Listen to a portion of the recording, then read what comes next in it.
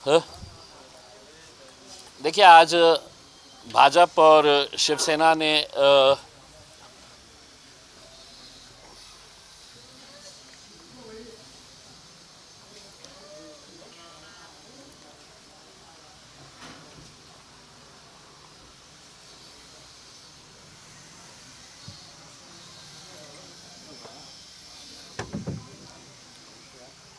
भाजपा और शिवसेना ने अपना महापौर और उप महापौर का कैंडिडेट डिक्लेयर कर दिया है।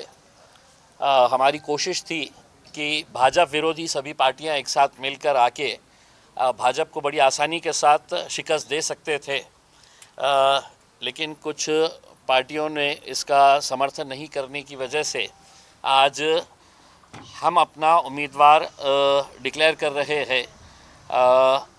हमें खुशी है ये बताते हुए कि जिस महानगर पालिका के अंदर हमारे अशोक हेवराले साहब एक सफाई कर्मचारी की हैसियत से उन्होंने वहाँ पर कितने साल 28 साल काम किए। सफाई कर्मचारी के बाद वो वहाँ के कर्मचारी संगठन के अध्यक्ष भी बने सफाई कर्मचारी के, और अब वो प्रभाग क्रमांक 1 से हमारे उम्मीदवार चुनकर उसी महानगर पालिका के अंदर कॉरपोरेटर बनकर गए हैं। हमारे लिए बड़ी खुशी की बात है, बड़े गर्व की बात है पूरे उन लोगों के लिए जो ये समझते हैं कि राजनीति मतलब ये है कि इलेक्शन आएगा तो बेटा लड़ेगा या बेटी लड़ेगी या बीवी लड़ेगा या भाई लड़ेगा। हमने बहुत ही कॉमन लोगों को जो जिनके अंदर कुछ काम करने की ज़िद थी उन लोगों को हमने चुना और उनको कॉरपोरेटर बनाया। हमारे महापौर का उम्मीदवार जो है वो अशोक हेवराले साहब है, और उप महापौर का भी इलेक्शन हम लड़ेंगे। हमारे कटकट गेट इलाके से चुनकर आए हुए हमारे वसीम अहमद साहब जो है वो उप महापौर का इलेक्शन लड़ेंगे। एक एससी समाज का हमारा भाई, इनको हम आज के दिन महापौर की उस कुर्सी के ऊपर देखना चाहते हैं। हमारी ख्वाहिश है कि भाजपा विरोधी जितने भी पक्ष है या इवन भाजपा के अंदर भी एससी समाज के जितने भी लोग हैं, एक सुनहरा मौका आया है कि अगर सभी मिलकर एक साथ आते हैं तो यकीनन हम हमारे इस एससी समाज के भाई को हम महापौर की कुर्सी के ऊपर बिठा सकते हैं। उसमें मेरा विशेष तौर के ऊपर यहाँ के पालक मंत्री संजय सिरसाट साहब से अनुरोध है, वो भी एससी समाज से ताल्लुक़ रखते हैं और बीच में उन्होंने बड़ा एससी समाज के पूरे लोगों को इलेक्शन के वक्त में इकट्ठा किया था। आज है तो उनको अपने समाज के प्रति कितना प्रेम है, कितनी तरक्की वो देखना चाहते हैं, उसका भी एक मौका मिला है। तो हम ये इलेक्शन का फॉर्म अभी यहाँ पर यहीं से लेके महानगर पालिका जाएंगे और हमारी उम्मीद है मैं तमाम पार्टियों को, चाहे वो शिवसेना, उद्धव ठाकरे गठ हो या वंचित बहुजन आघाड़ी हो, कांग्रेस या एनसीपी हो, ये सभी लोगों से मैं अनुरोध करूँगा कि वो एससी समाज का एक भाई जो उसी महानगर पालिका के अंदर था उसको कुर्सी के ऊपर जब बैठते हुए देखेंगे, महापौर की कुर्सी के ऊपर, तो लोकशाही क्या है और डॉक्टर बाबा साहब अम्बेडकर ने जो सपना देखा था इस देश के लिए, वो सपना कहीं ना कहीं तो भी साकार हो सकता है अगर तमाम राजनीतिक पार्टियां एक साथ मिलकर आए और उन्होंने हमारे अशोक हेवराले साहब और वसीम अहमद साहब का समर्थन किया। तो बस इतना ये एक कहना था। दूसरा ये है कि चूँकि अब मिले ही है और कल हम हैदराबाद जा रहे हैं प्रचार के लिए तेलंगाना, तो हमने पहले ऐलान किए थे कि जितने भी जीते हुए उम्मीदवार हैं, महानगर पालिका के 125, नगर परिषद के 83, नगर अध्यक्ष और ज़िला परिषद का इलेक्शन होने वाला है। ज़िला परिषद पंचायत समिति के अंदर भी जितने भी जीत कर आने वाले हैं, 14 तारीख के दिन गाड़ियों का काफ़िला, हर गाड़ी के ऊपर मजलिस का झंडा लहराते हुए हम हैदराबाद जाएंगे। दारुसलाम के अंदर ये जितने भी नवनिर्वाचित हमारे कॉरपोरेटर्स, काउंसिलर, ज़िला परिषद, पंचायत समिति के सदस्य हैं, इन सभी का वहाँ पर सत्कार किया जाएगा। तो महाराष्ट्र से जितने लोग हैं, अभी हम एक दो दिन के अंदर पूरा प्लान डिसाइड करेंगे कि कौन कहाँ से कैसा निकलना है, कितने बजे निकलना है, कौन से रूट से निकलना है करके। तो ये 14 तारीख का प्रोग्राम है। असद साहब और अकबर साहब का शुक्रिया अदा करने के लिए जा रहे हैं कि उनकी मेहनतों की वजह से आज मजलिस इत्तेहादुल मुस्लिमीन महाराष्ट्र के अंदर इतनी मजबूत हो पाई है और लगातार आगे बढ़ रही है। तो उनका शुक्रिया अदा करने के लिए और उनके ज़रिए हमारे पूरे कॉरपोरेटर्स का, काउंसिलर्स का और ज़िला परिषद पंचायत समिति के सदस्यों का इस्तकबाल करने के लिए जाया जाएगा। बस मेरे पास से इतना ही है। 58 का मैजिक फिगर चाहिए आपको महापौर उपमहापौर पद के लिए। आपका संख्याबल कम है, कैसा जूता पाएंगे?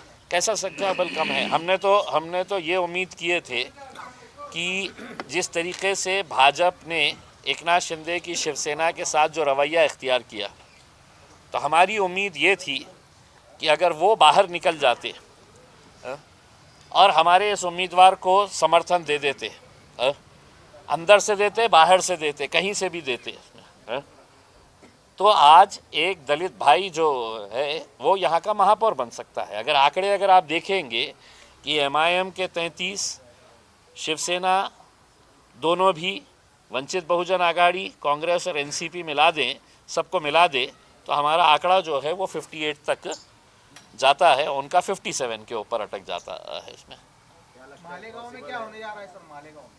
मालेगांव के अंदर मैंने कल के दिन ट्वीट कर दिया हूँ। कल मीटिंग हुई थी और उस मीटिंग के अंदर मैंने भी जो हमने पहले ऐलान किए थे, एक मर्तबा फिर हमने कल के दिन अपने पार्टी का स्टैंड बड़ा क्लियर कर दिए है कि हम वहाँ पर तटस्थ रहेंगे, हम किसी के साथ नहीं जाएंगे। कहीं ना कहीं इसका फ़ायदा जो है वो इस्लाम पार्टी को मिलने वाला है। अगर हम वोटिंग के अंदर शामिल हो जाते हैं तो कहीं ना कहीं वहाँ पर एकनाथ शिंदे की शिवसेना और बाकी दूसरे पार्टियां जो मिलकर आ रही है उनको इसका फ़ायदा होगा। तो इस वजह से हमने इनडायरेक्टली इस्लाम पार्टी का समर्थन करते हुए हमने वहाँ पर तटस्थ रहने की भूमिका निभाई है। जिला परिषद पंचायत समिति में खाता खुलने वाला है। जिला परिषद पंचायत इंशाल्लाह जिस तरीके का रिस्पांस है वो देखते हुए हमें बड़ी उम्मीद है कि इस बार जो है वो ग्रामीण इलाकों से भी अच्छे खासे नतीजे आएंगे और हम वहाँ पर भी अच्छी कामयाबी हासिल करेंगे। नहीं, ये कहना तो हज़ारों ख्वाहिशें ऐसी है कि हर ख्वाहिश पे दम निकले हैं। इसमें जितने लड़ाए हैं, 6 ज़िला परिषद की सीटें हम लड़ा रहे हैं और 15 हमारे ग्राम पंचायत की सीटें हैं। हमें इस बात पंचायत समिति की सीटें हैं। हमें खुशी इस बात की है कि पहली मर्तबा ये हो रहा है कि ज़िला परिषद का पहला इलेक्शन हम लड़ रहे हैं, पंचायत समिति का पहला इलेक्शन लड़ रहे हैं, लेकिन इस इलेक्शन के अंदर ज़िला परिषद के अंदर जहां पर मुस्लिम कैंडिडेट्स हैं, वहीं पर मराठा समाज का कैंडिडेट भी हमारे टिकट पर लड़ रहे हैं, हमारे एससी समाज के लोग भी हैं, ओबीसी समाज के लोग भी एमआईएम के टिकट से लड़ रहे हैं, तेली समाज के लोग भी लड़ रहे हैं। तो ये जितने भी लोग आज मजलिस के टिकट के ऊपर लड़ रहे हैं, हमारी उम्मीद है कि हम इंशाल्लाह अच्छे खासे नतीजे लेकर आएंगे। 16 लोगों का जो ये चल रहा है आपके ऊपर ऑब्जेक्शन, उसको कैसे देखते हैं? मैं जब 2014 के अंदर जीत के आया था तो किसी ने ये तकरार कर दी थी कि इम्तियाज़ जलील की 2 बीवियां हैं और 4 बच्चे हैं करके। तो मैं खुद ढूंढ रहा था कि 1 बीवी और 2 बच्चे कहाँ हैं करके मेरे उसके अंदर। तो अगर ये इलेक्शन के बाद ये एक मामूल सा बन जाता है कि जीता हुआ कैंडिडेट के ख़िलाफ़ कहीं ना कहीं कुछ ना कुछ तो भी निकाल डालो, या जिसको टिकट नहीं मिला वो निकाल दो। अब आप देख लीजिएगा लिस्ट, जिन जिन लोगों ने भी शिकायत करे है। अब इलेक्शन कमीशन का ये है, अगर किसी ने कोई गलत किया होगा तो उसमें मैं भी कुछ नहीं कर सकता हूँ और आप भी कुछ नहीं कर सकते हैं। इंक्वायरी के अंदर अगर आता होगा उसमें, लेकिन मैंने जैसा आपको एग्जांपल बताया हूँ, मैं आज तक 10-12 साल हो गए हैं, मेरे घर में भी पूछते हैं कि दूसरी बीवी और 2 बच्चे कहाँ हैं, तो मैं क्या जवाब देना उसमें। मालेगावमध्ये शिंदेचा सपोर्ट म्हणा किंवा तुमचा त्यांना सपोर्ट काय चाललंय नेमकं तुमचं? आम्ही स्पष्टपणे सांगितलेले आहे, पुन्हा एकदा सांगतो, कोणत्याही परिस्थितीमध्ये एकनाथ शिंदे साहेबांची शिवसेनेसोबत आम्ही जाणार नाही, भारतीय जनता पार्टीसोबत जाणार नाही, NCP सोबत जाणार नाही. जे जे भारतीय जनता पार्टीसोबत आहे त्यांच्यासोबत आम्ही जाणार नाही हे स्पष्ट केलं होतं. एकनाथ शिंदेची शिवसेना खूप मागे लागली होती. आमच्या जे कॉर्पोरेटर्स आहे त्यांचं समर्थन घेण्यासाठी आम्ही निर्णय घेतला होता की जे कोणी त्यांच्यासोबत जाईल ते आम्ही पक्षातून त्यांना बाहेर काढू. परंतु त्यांना तुमच्याकडून बऱ्याच अपेक्षा आहेत. इम्तियाज जलील यांच्याकडे संख्याबळही चांगलं आहे. संभाजीनगरचं चित्र झालं, बाहेरचं चित्र झालं, कुठेतरी तुमचा फायदा होऊ शकतो त्यांना, त्यांचाही तुम्हाला फायदा होऊ शकतो. आम्ही आपला आयडिओलॉजिकल कॉम्प्रोमाइज आम्ही करणार नाही. सत्तेच्या कुर्सीवर बसायचेच असते ना तर आज हैदराबादमध्ये असदुद्दीन अवैसी साहेब उपमुख्यमंत्री किंवा अकबरुद्दीन अवैसी साहेब उपमुख्यमंत्री अनेकदा त्यांना हे ऑफर्स आलेले आहे. पण आम्ही आमच्या आयडिओलॉजीवर कॉम्प्रोमाइज करून फक्त सत्तेच्या कुर्सीवर बसायचे आहे हे कधीही आमचं लक्ष नाही होता आणि याच्या पुढेही राहणार नाही.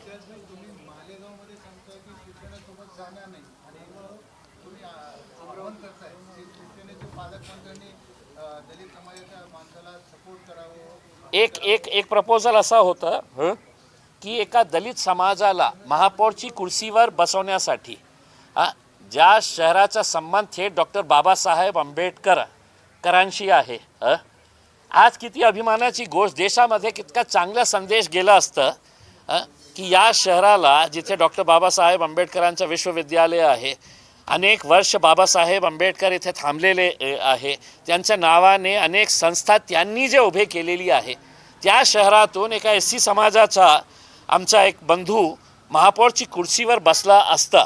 आम्ही हे नाही म्हटलं की आम्हाला तुम्ही हे डायरेक्टली मतदान करा, पण कुठेतरी तुम्ही हे वारंवार बोलत होते ना की SC समाजातला आहे, मी मंत्री आहे, SC समाजातला आहे. मागच्या वेळी आपल्याला माहीत आहे की SC समाजातले जे काही गुंड प्रवृत्तीचे लोकांनी हे मोर्चा काढला होता, कशामुळे काढलं होतं? त्याच पालकमंत्र्यांची भावना दुखावली होती कारण ते SC समाजातले आहे. आज तुम्हाला मी संधी देत आहे ना हे सिद्ध करण्यासाठी की तुम्ही SC समाजाशी प्रामाणिक आहे का. असेल तर तुम्ही ठोकर मारा त्या भाजपवाल्यांना आणि यांना समर्थन करा, आतून नाही तर बाहेरून करा. पटनेरा येथे एक प्रकार पाहायला मिळाला आहे. तुमचा जो नगरसेवक आहे, नगरसेविका आहे, तर तिनं भाजपच्या नेत्याला महापौर पदासाठी मतदान केले. मग ती कारवाई होणार त्यावर कॉम्प्रोमाइज. मी आता नहीं कोणत्याही परिस्थितीमध्ये आम्ही ऐसा ठोक भाव में हम लोग पार्टी से निकाल रहे, ठोक भाव में, समझ रहे आप. आकोट के अंदर हमने 5 काउंसिलर्स को पूरे के पूरों को है तो हमने घर पे भेज दिए है करके उसमें.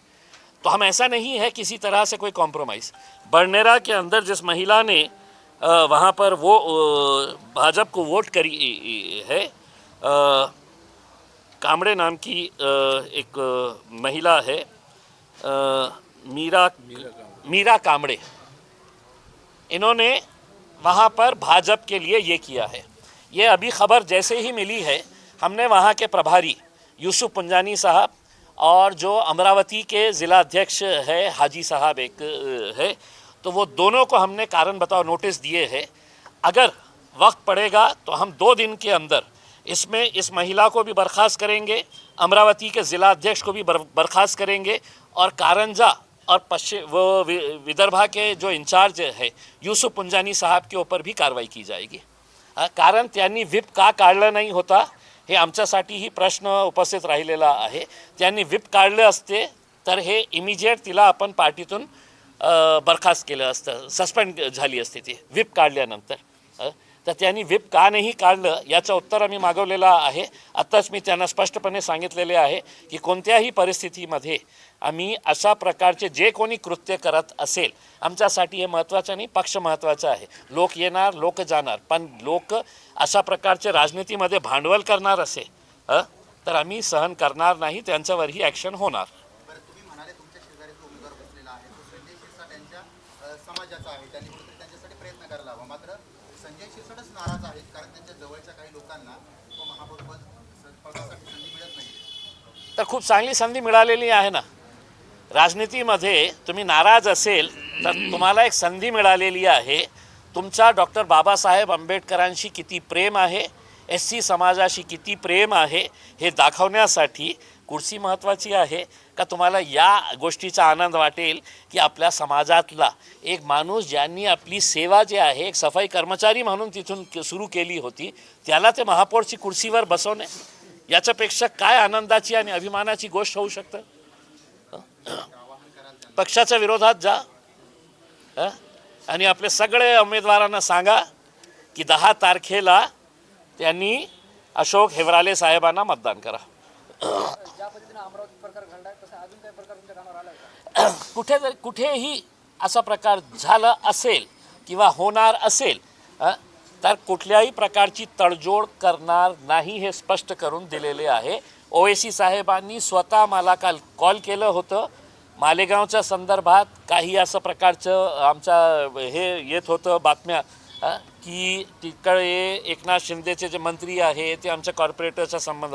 आम्ही म्हटलं कुणाला जायचं आहे तुम्ही जाऊ शकता पण तुम्ही आमच्या पार्टीमध्ये राहणार नाही हे स्पष्ट आहे. पण आता जे शिवसेनेचे नगरसेवक त्र्यंबक टोपे आणि हर्षदा शिरसाट सुद्धा उमेदवारी अर्ज भरले आहेत महापौरपदासाठी अशी माहिती मिळते.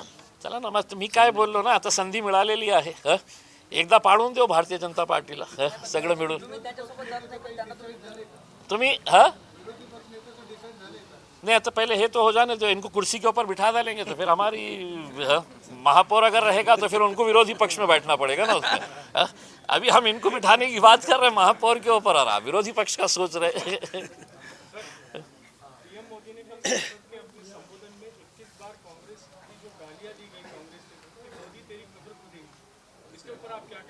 इंशाल्लाह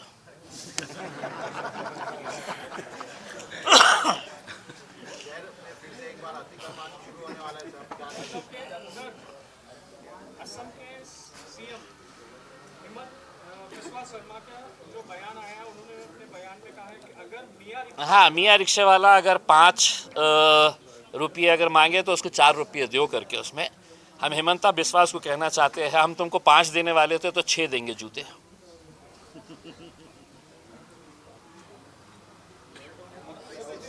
साहब ने कहा है कि पार्टियों का मुस्लिम राजनीतिक लीडरशिप पसंद नहीं है. बहुत सारी पार्टियां इसके ऊपर आप क्या कहेंगे? मुस्लिम भी नहीं है और दलित लीडरशिप भी नहीं है, किसी को भी नहीं चाहिए.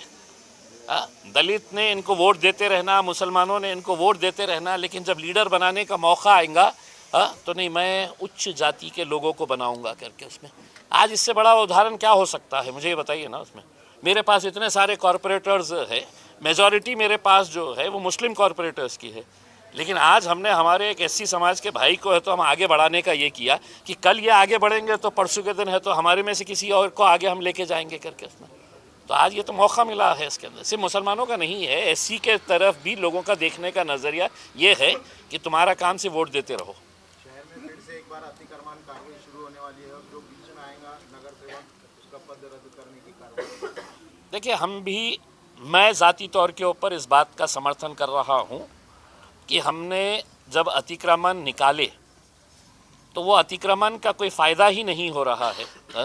लोगों ने धीरे धीरे फिर से वो कर डाले हैं. हम आयुक्त साहब से एक सवाल पूछना चाह रहे हैं. आप 5 महीने 6 महीने पहले है तो लोगों को बेघर कर डाले, उनके दुकाना कारोबार ख़त्म कर डाले है करके.